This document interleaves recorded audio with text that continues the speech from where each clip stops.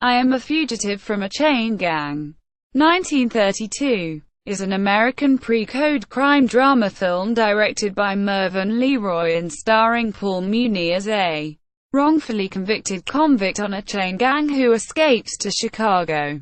It was released in November 10, 1932. The film received positive reviews and 3 Academy Award nominations. The film was written by Howard J. Green and Brown Holmes from Robert Elliott Burns' autobiography of a similar name, I Am a Fugitive from a Georgia Chain Gang, serialized in the True Detective magazine. The true life story was later recreated in the television movie, The Man Who Broke a 1000 Chains, 1987, starring Val Kilmer. In 1991, this film was selected for preservation in the United States National Film Registry by the Library of Congress as being culturally, historically, or aesthetically significant. Plot: Sergeant James Allen, Paul Muni, returns to civilian life after World War I, but his war experience makes him restless. His family feels he should be grateful for a tedious job as an office clerk, and when he announces that he wants to become an engineer, they react with outrage. He leaves home to find work on any sort of project, but unskilled labor is plentiful and it's hard for him to find a job.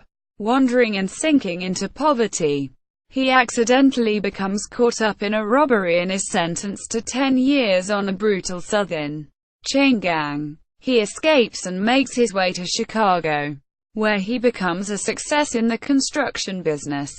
He becomes involved with the proprietor of his boarding house, Marie Woods, Glenda Farrell, who discovers his secret and blackmails him into an unhappy marriage. He then meets and falls in love with Helen Vinson. When he asks his wife for a divorce, she betrays him to the authorities. He is offered a pardon if he will turn himself in. Allen accepts, only to find that it was just a ruse.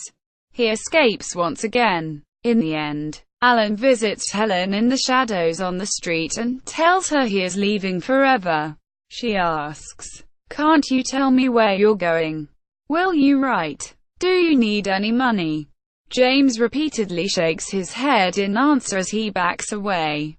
Finally Helen says, "But you must. Jim, how do you live?" James' face is barely seen in the surrounding darkness, and he replies, "I steal," as he backs into the black cast.